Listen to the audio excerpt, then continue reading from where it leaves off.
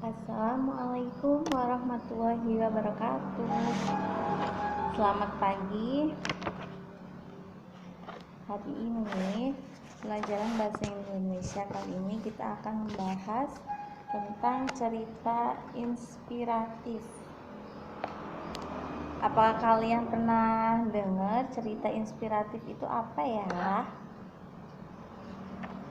Ya, cerita inspiratif itu jadi ketika kalian mendengar cerita lalu kalian simpulkan ya dengan bahasa dan kata-kata yang menarik untuk dijadikan sebuah buku ya, seperti ini.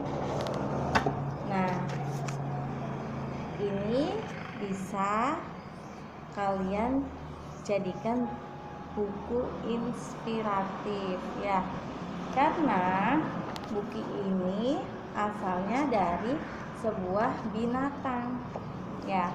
Kalau cerita binatang itu dinamakan apa ya? Ya, dinamakan fabel ya, kalau dalam bentuk binatang. Nah, ini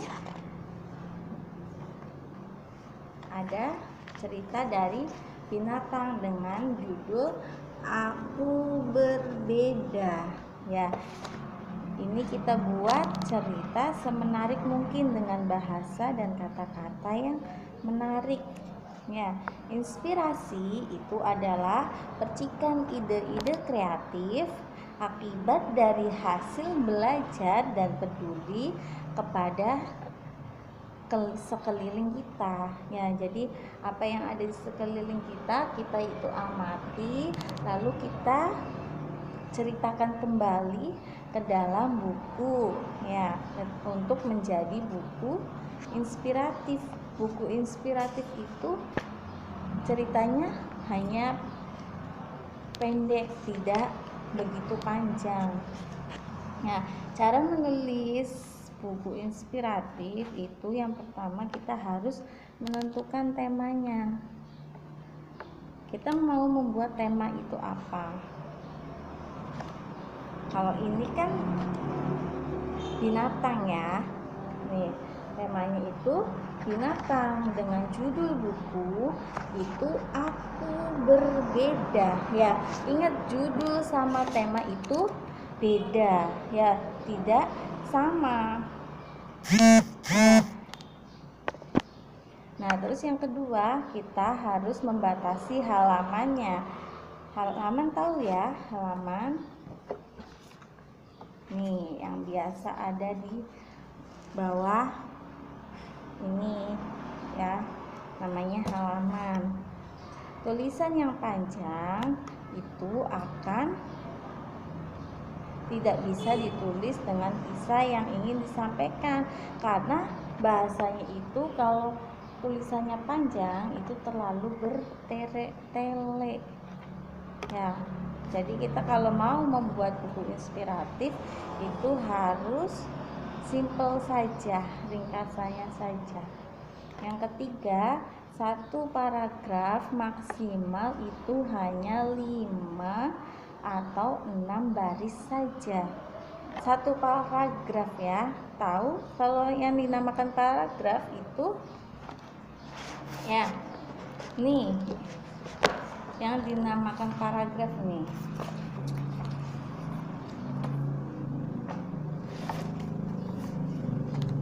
Nah, seperti ini. Ini itu sebuah paragraf ya. Paragraf itu ya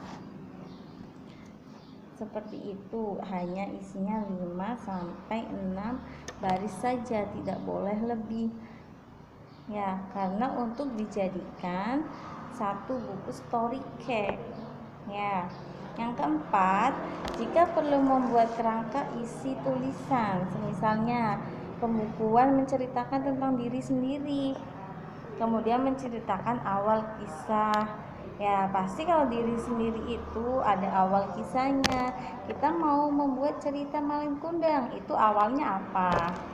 Nah, terus pasti ada awal itu ada konflik ya, ada konfliknya, ada masalahnya. Nah, Terus apa nih hikmah yang dipetik ya dalam masalah tersebut, ya dalam konflik tersebut, apa nih hikmahnya? Itu juga harus ada ya.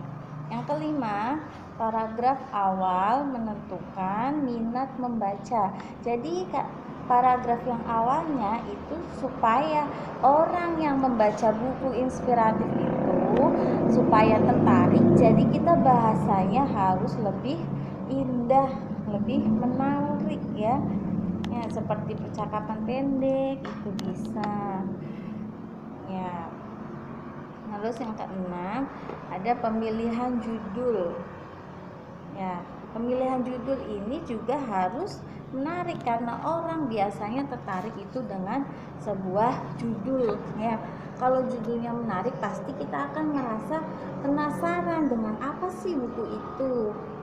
Nah, jadi kalau kita mau membuat judul, kita harus membuat judul yang menarik, isinya tentang binatang.